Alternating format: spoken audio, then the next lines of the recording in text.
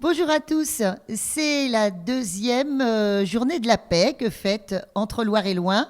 On est ici au hangar de Chalette, en public, avec deux invités, deux grands invités en taille, mais pas que. Il y a Bernard Lecomte qui est là. Bernard Lecomte, c'est un journaliste, reporter, écrivain, et puis historien, mais alors il vous dirait histoire contemporaine, hein, grand spécialiste du Kremlin, de l'URSS, de la Russie, de plein de choses aussi, et puis de Gorbatchev, on va revenir à ça. Et puis là, juste à côté de lui, on a Richie, dessinateur d'humeur et d'humour, qui, depuis quelque temps, nous rend plus intelligents sur les réseaux sociaux en envoyant régulièrement sur le Facebook et sur Instagram des petites, comment on appelle ça, des pochades, on dit ça, c'est à l'ancienne, mais ça, on peut dire ça, des petits strips. Alors maintenant on dit strip, on dit plus pochade, on s'y fait. Voilà, alors je vous décris, pour les auditeurs de ces deux ailes, je vous décris celui que j'ai décidé je choisis pour introduire cette émission.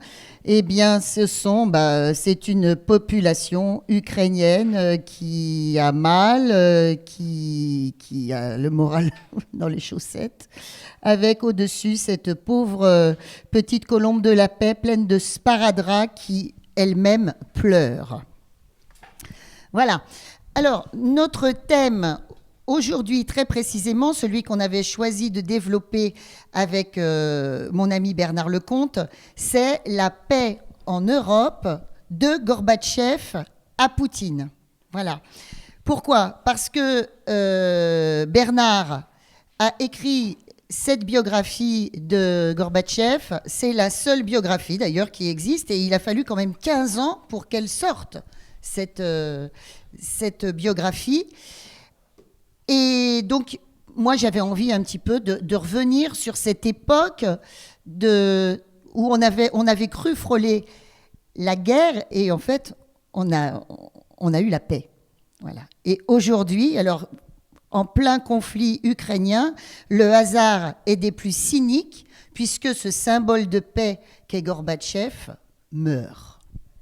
Donc, je pense que c'était très important de revenir là-dessus. Maintenant, il y a de l'actualité, et l'actualité, aujourd'hui même, mercredi, elle chamboule un peu les cartes encore, Bernard. Tu peux nous expliquer ? Déjà, je constate qu'en ce jour où on fête la paix, probablement jamais on a autant entendu parler de la guerre.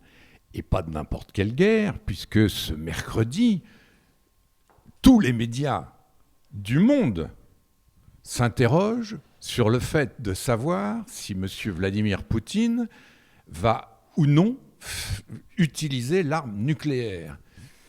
Les uns et les autres, on se rappelle qu'on n'a jamais eu ça depuis Cuba. Alors Cuba, pour les plus jeunes, on rappelle ce que c'était. En 1962, octobre 62, Kennedy, le président des États-Unis, et Khrouchtchev, le premier secrétaire du Parti communiste de l'Union soviétique, se disputent le droit ou pas d'installer des missiles nucléaires à Cuba. Cuba étant évidemment l'allié communiste de l'Union soviétique. Et donc Khrouchtchev voulait installer des missiles là, sur l'île de Cuba, évidemment, tout près des États-Unis. Ceux qui voyagent là-bas, sont allés là-bas, savent qu'entre Cuba et la Floride, il n'y a pas loin, il y a 180 km. Donc, Khrouchtchev prend un risque énorme, Kennedy le prend en pleine figure et dit, évidemment, on ne laissera pas faire. Mais comment on peut lutter contre le nucléaire, sinon contre le nucléaire ? Ou plutôt, j'affine mon terme, comment peut-on lutter contre la menace nucléaire, sinon avec une autre menace nucléaire ? Parce que, heureusement, depuis Nagasaki, aujourd'hui, on n'a jamais utilisé l'arme nucléaire. Donc, à la limite, beaucoup de nos propos, d'ailleurs, sont un peu théoriques. Mais l'arme nucléaire, on appelle ça la dissuasion. Pourquoi la dissuasion ? Parce que sa fonction même, c'est de dissuader. Ça n'est pas de tuer des gens. L'arme nucléaire, elle est faite pour ne pas être utilisée. Alors à Cuba, j'en finis avec ce petit rappel historique, à Cuba, on a eu très très peur parce que c'est la première fois qu'il y avait vraiment une chance pour que l'un des deux appuie sur le bouton. Et grâce à un certain nombre d'intermédiaires, ça je peux vous en raconter là-dessus parce que j'ai beaucoup travaillé sur ce sujet à une époque, et grâce à un certain nombre d'intermédiaires, dont le pape de l'époque, le pape Jean XXIII, qui connaissait Khrouchtchev, enfin je vous passe sur les détails, bref, à la dernière minute, Khrouchtchev n'a pas appuyé sur le bouton. Et donc Kennedy n'a pas eu à appuyer en retour sur le bouton. Mais franchement, octobre 62, on l'a échappé belle. Il y a 2 autres ou 3 autres moments dans l'histoire où on a eu peur. Mais Cuba en était au premier loge. Tout le monde connaît cette histoire. C'était John Kennedy, en plus, un des présidents les plus populaires de l'histoire. C'était Khrouchtchev.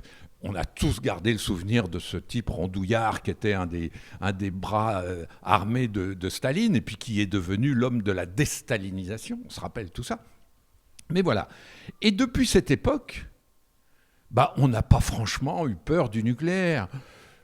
Ici ou là, à chaque fois, on brandit un peu cette menace. C'est d'ailleurs, encore une fois, sa fonction. C'est une force de dissuasion. Mais c'est la première fois, ce mercredi, que réellement, on se dit, mais est-ce qu'il n'y a pas un type assez cinglé au Kremlin, M. Poutine, qui va finir, à force de menacer les uns et les autres de s'en servir, qui va finir réellement par s'en servir. Alors là encore, il faut que j'apporte une nuance. Parce que quand on parle depuis Hiroshima et Nagasaki de la bombe nucléaire, on imagine effectivement une bombe lâchée d'un avion qui fait un maximum de morts avec des radiations, etc. Bon.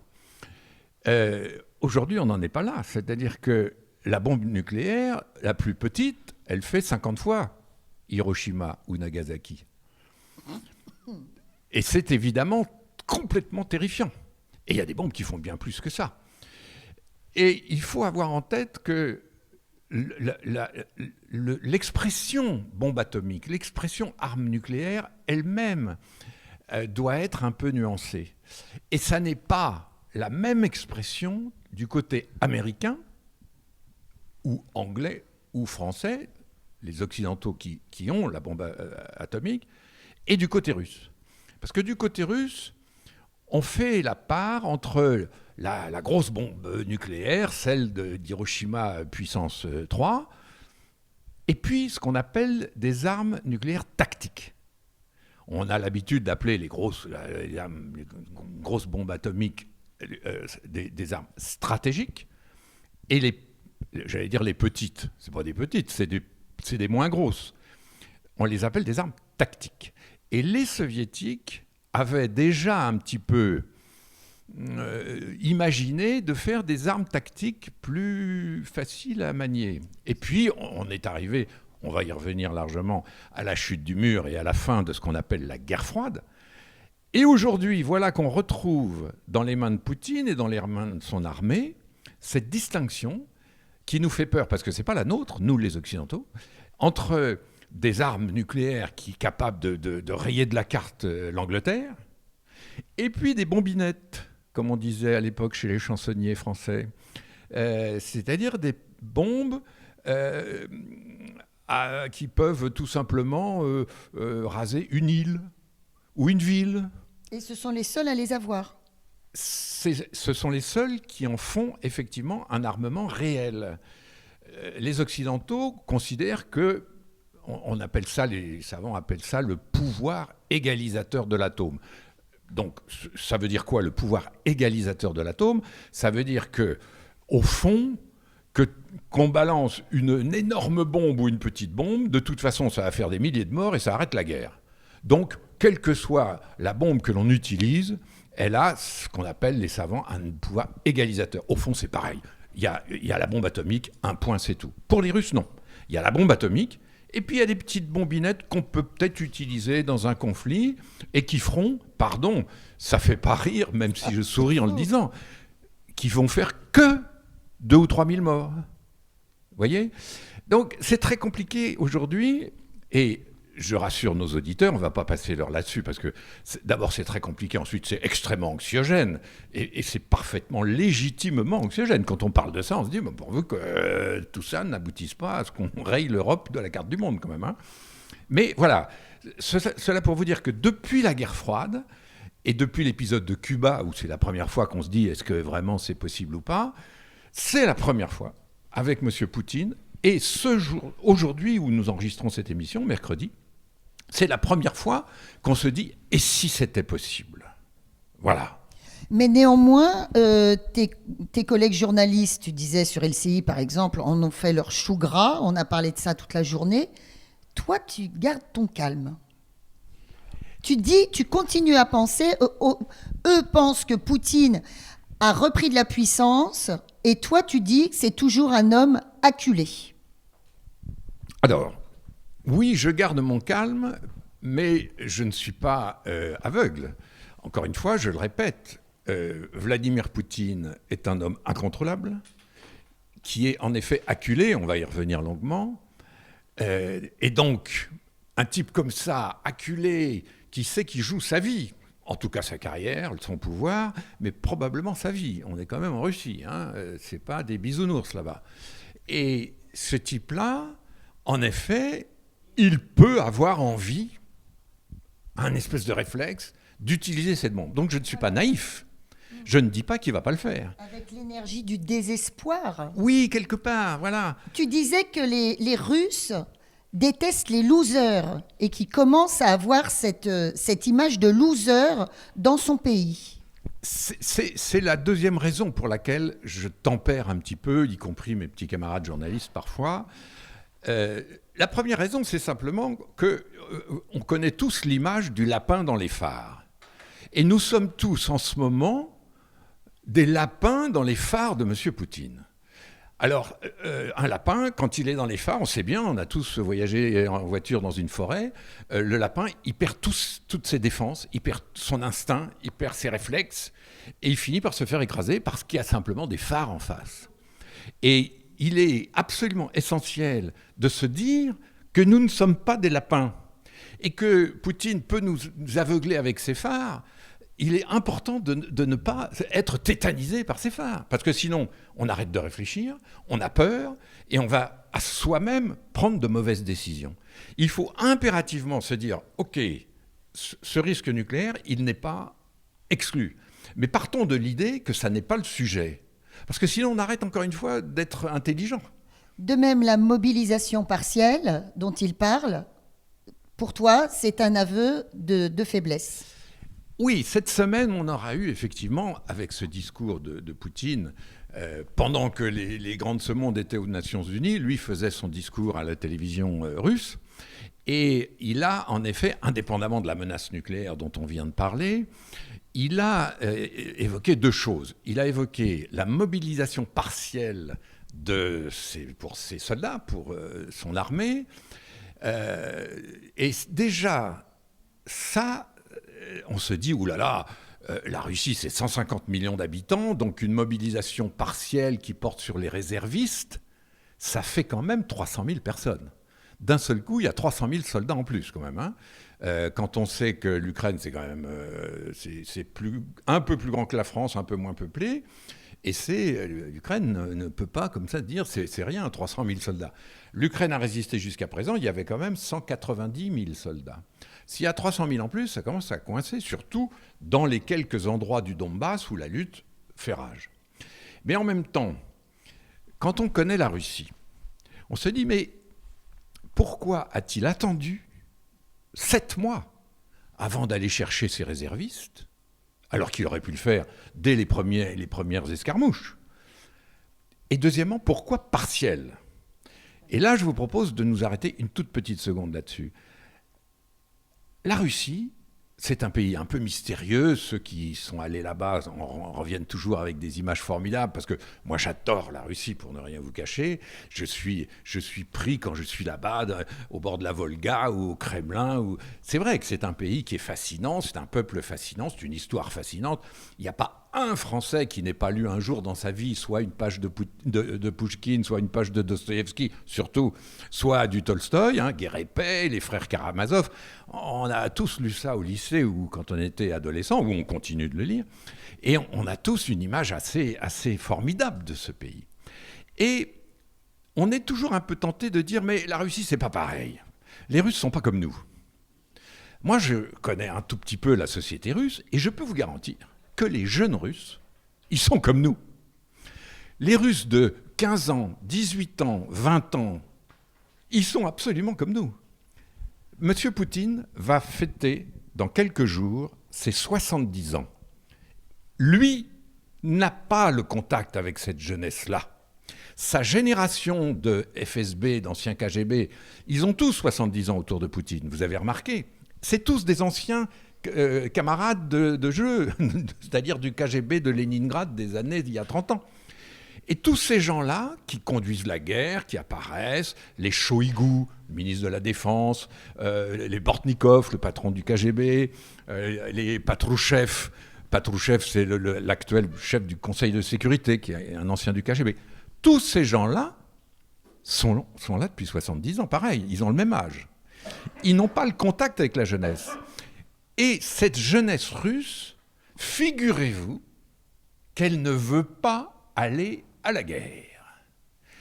Comme c'est étrange. Comme si les autres jeunesses du monde avaient envie d'aller se faire péter un bras ou une jambe ou carrément, se faire... Bon. Les jeunes Russes, ils sont comme nous, comme les jeunes Français, je veux dire. C'est-à-dire que ce qu'ils veulent dans la vie, c'est aller boire un coup chez des copains, c'est travailler, trouver un job qui les intéresse, c'est pouvoir voyager parce que c'est quand même plus sympa de voyager que de ne pas voyager, puis on voit du pays, c'est quand même agréable. C'est le samedi soir d'aller dans des boîtes et de boire des coups, de draguer un peu, etc. Et puis de se passionner pour des concerts de musique. La jeunesse russe, c'est exactement la même que la nôtre.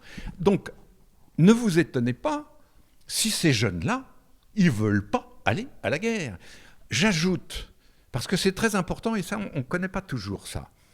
La Russie a une tradition terrifiante. Le service militaire, c'est le summum du machisme sexiste, sadomasochiste. C'est-à-dire qu'il y a des traditions. Alors, bon, tous les pays ont des traditions, on appelle ça chez nous le bizutage. Mais là, ce n'est pas du bizutage. En russe, ça s'appelle la diedovshchina. Et la diedovshchina, en russe, c'est absolument horrible. C'est-à-dire que les gamins, ils arrivent, et sous prétexte d'être bizutés, ils sont violentés, ils sont violés, il y a des morts tous les ans au service militaire en Russie. Et certains d'entre vous se rappellent peut-être qu'il y a une trentaine d'années, on avait vu apparaître les mères de soldats. C'était quoi les mères de soldats ? C'était tout simplement les mères de famille dont les enfants à 18 ans partaient au service et qui avaient des nouvelles de leur fils. Et qui apprenaient que leur fils venait de perdre un œil, ou venait de se faire violer, ou venait de se faire... ou mourait de faim. Et petit à petit, les mères de ces soldats se sont retrouvées et ont commencé à faire des manifs. Et c'était absolument incroyable. Des manifs en URSS, on était pendant l'Afghanistan à ce moment-là.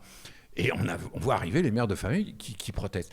Et c'est resté dans l'esprit. Parce qu'évidemment, quand les mamans manifestent, d'abord c'est difficile d'envoyer des chars tirer sur les mamans, c'est quand même un peu délicat.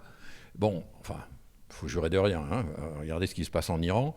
Mais enfin bon, et les mères de soldats, encore aujourd'hui, ont exactement le même problème. Quand elles envoient leurs fils au service militaire, elles sont mortes de trouille. Et les enfants sont morts de trouille. Les petits Russes à 18 ans, à 19 ans, quand ils sont soit mobilisés, soit mobilisables, ils pètent de trouille. Et c'est pas un hasard si aujourd'hui, mercredi, la première nouvelle, la première conséquence de cette mobilisation partielle entamée par Poutine, la première conséquence, vous savez ce que c'est ? C'est le nombre de billets d'avion achetés pour quitter le pays. C'est des milliers de billets d'avion. Les mêmes billets d'avion dans la Russie qui aujourd'hui qui n'est plus soviétique et égalitaire, les mêmes billets d'avion aujourd'hui pour aller à Helsinki aujourd'hui de Moscou, il faut quand même 3 000 €. Parce que, évidemment. Et donc vous voyez, la première conséquence de ce que Poutine a décidé, c'est d'abord que les jeunes Russes veulent se barrer. Et il faut arrêter avec cette idée de dire oui, mais les Russes ne sont pas comme nous, ils sont à genoux devant la puissance, ce qui n'est pas complètement faux, on pourra y revenir, mais ils ne sont pas à genoux devant un cinglé. Et ils n'ont pas envie de faire la guerre. Les Russes n'ont pas envie de faire la guerre. Ça leur a beaucoup coûté la guerre dans leur histoire. Donc les Russes, ils ne sont pas plus militaristes que nous. Ils sont peut-être un peu plus nationalistes, mais ils ne sont pas plus militaristes. Et la première conséquence du discours de Poutine, c'est que tous les jeunes ont envie de quitter le pays. Voilà. Donc ça, c'est pour répondre à cette question sur est-ce qu'il est acculé ou est-ce qu'il franchit un pas de plus. Non, il est acculé. Il sait que c'est d'ailleurs pour ça qu'il a attendu autant de mois pour faire cette mobilisation partielle. La mobilisation générale, s'il le fait, il y a 25 millions de jeunes qui descendent dans la rue et il est viré. Alors je ne sais pas du tout comment ça se terminera ce jour-là, hein, mais on ne tire pas à la mitraillette sur 25 millions de jeunes. Ça c'est pas vrai, ça n'existe pas. Même l'armée ou la police la plus folle du monde ne peut pas empêcher 25 millions de jeunes de protester. Dis-moi, on a fait une demi-heure à peu près là-dessus. Moi, j'ai une dernière question. Donc, ce que tu veux dire, c'est que les jeunes Russes à l'heure actuelle n'ont pas du tout ce fantasme du retour de la grande puissance soviétique comme pour le même fantasme que poursuit Poutine et peut-être les types qu'il y a autour de lui. Non, alors je suis prudent quand je réponds. Je ne peux pas répondre par oui ou par non, parce que les jeunes Russes ont acquis la culture de leurs parents, à l'école, ici ou là, quand ils font du sport, ou quand ils font de la politique, ou je ne sais pas quoi. Les jeunes Russes, ils sont dans une culture générale, qui est la culture de la Russie, qui est une culture qui n'est pas la nôtre. Cette culture, en effet, c'est d'ailleurs ce qui fait la grande différence entre Poutine et la Russie de Poutine, et ce qu'il appelle l'Occident.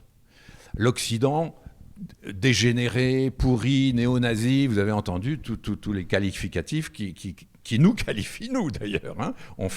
Nous sommes, aux yeux de Poutine, nous sommes des néo-nazis. Mais c'est quoi la vraie différence ? C'est que nous, Occident, entre guillemets, Européens, Français, on vient de plusieurs siècles qui ont forgé notre culture et notre civilisation. La culture française, par exemple, c'est évidemment le produit de la culture juive, de la culture chrétienne, et majoritairement, et de la culture des Lumières, etc. Et c'est ça qui fait notre conception du monde. On peut être de gauche ou de droite, on peut être jeune ou âgé. Quand on est français, on a le respect de la personne, on croit à l'individu, on pense qu'on peut faire fortune si on fait une entreprise qui marche, on sait qu'on peut aller et venir, et on sait qu'on peut discuter sans prendre un coup sur la tête. C'est la culture occidentale, alors individualiste. Alors rien n'est parfait en ce bas monde, hein, l'individualisme a aussi ses défauts, mais enfin quand même, l'individualisme, quand on va chez les anglo-saxons, notamment les Américains, on y ajoute le goût de la richesse, enfin le fait de gagner des sous, qui n'est pas du tout une tare pour un Américain, au contraire, c'est une qualité. Donc, faire fortune ou défendre la personne, les droits de l'homme, les droits de l'entreprise, les droits de l'individu, tout ça, c'est notre culture à nous. Alors, à l'intérieur de ça, encore une fois, il y a plein de nuances. Mais voilà. Les jeunes Russes, ça leur dit rien, ça ? Rien du tout. Ah. Ça ne les intéresse pas. L'individu, c'est pas leur problème. La personne n'est pas une valeur pour un Russe. Même les chrétiens russes, orthodoxes. La valeur, c'est le collectif. C'est la nation, c'est la force, c'est l'arrogance, souvent, quand même. Hein, nous, on est les Russes, on est quand même plus intelligents que les autres. Alors nous, les Français, il faut qu'on fasse gaffe à ça, hein, quand même, hein, parce que ça nous arrive aussi de dire ça. Mais les Russes, c'est très profond. Ils sont absolument convaincus que nous sommes un reste de civilisation judéo-chrétienne, née à Rome, puis repris par Constantinople, c'est toute l'histoire du christianisme. Et eux ont décidé au XVIe siècle que tout ça c'était fini et qu'ils étaient ce qu'on appelle la troisième Rome. Vous avez entendu évidemment cette expression. La troisième Rome, c'est nous, les Russes. Voilà. Et donc, on est devenu un empire. Notre monarque s'appelle maintenant un tsar. Tsar, c'est le mot César. Hein. Ils ont emprunté tout simplement le mot romain. César. Et puis, notre Église est la seule qui vaille. Et le patriarche est le patriarche, écoutez bien, de toutes les Russies. Pourquoi je fais ce petit saut en arrière ? Vous voyez bien, de toutes les Russies, ça veut dire quoi ? Ça veut dire pas seulement de la Russie. Ça veut dire aussi de la Biélorussie, de l'Ukraine, mais aussi des pays baltes, du Kazakhstan, etc. C'est le patriarche de toutes ces terres-là. Et avec cette espèce de complexe de supériorité. Alors oui, les Russes, les petits Russes, les jeunes Russes, ont ça aussi dans la tête. C'est clair. Mais, encore une fois, leur culture est celle-là, mais leurs aspirations de jeunes de 18-19 ans, c'est comme les nôtres, c'est-à-dire voyager, voir des filles, boire des coups, apprendre, aller au ciné, écouter de la musique, voilà. C'est ça qu'ils veulent, les jeunes Russes. Et quand on leur dit « vous allez partir pour la guerre parce qu'il y a des néo-nazis en Ukraine », ils ne veulent pas. Et c'est ça le grand problème de Poutine. Aujourd'hui, je vous garantis que c'est le problème numéro 1 de Vladimir Poutine, c'est que là, il vient de faire cette mobilisation partielle, très bien, il ne peut pas aller plus loin. Déjà, on va assister dans les 15 jours qui viennent à des réactions.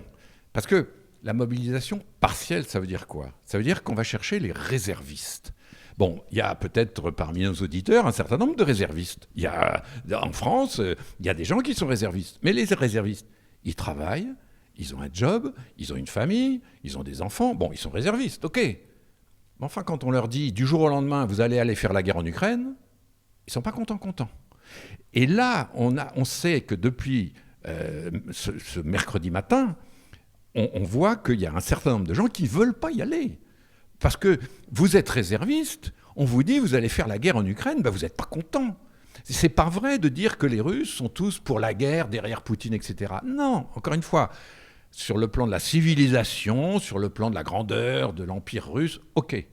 Mais quand il faut aller perdre une jambe face à des chars ukrainiens, non, là on arrête de rigoler. Et ça, c'est le premier problème de Poutine, c'est sa jeunesse. Je crois qu'on n'insiste pas assez là-dessus, et mes petits camarades des radios et des télés devraient aller plus souvent, pardon, c'est très compliqué d'y aller, je fais comme si c'était facile. Non, mais il faut aller là-bas, soit officiellement, soit avec un visa de tourisme, faire aller visiter, je sais pas quoi, les monuments à Saint-Pétersbourg, et puis mine de rien, aller discuter avec les jeunes qu'on voit, évidemment en russe, planqués, etc. Les journalistes savent faire ça, hein. Je trouve, moi, en ce moment, on ne fait pas assez ça. Tous les médias sont focalisés sur l'Ukraine, ce qui est normal, c'est là que la guerre se passe. Il faudrait peut-être aller voir quand même du côté de Irkoutsk ou de Yekaterinbourg ou de Novosibirsk ce que pense la jeunesse, parce que c'est là qu'on verrait que Poutine est acculé. Bon, voilà, ça c'est première partie. Messieurs, mesdames les auditeurs, on vous laisse un petit peu calmer vos oreilles, on vous passe un petit peu de musique. On revient tout de suite après. Et on va voir, bon, vous avez remarqué, je crois qu'on a affaire à un monsieur qui connaît bien la Russie, qui connaît bien le problème. Il va nous expliquer quand même en 2 mots après qui il est. Voilà, à tout à l'heure.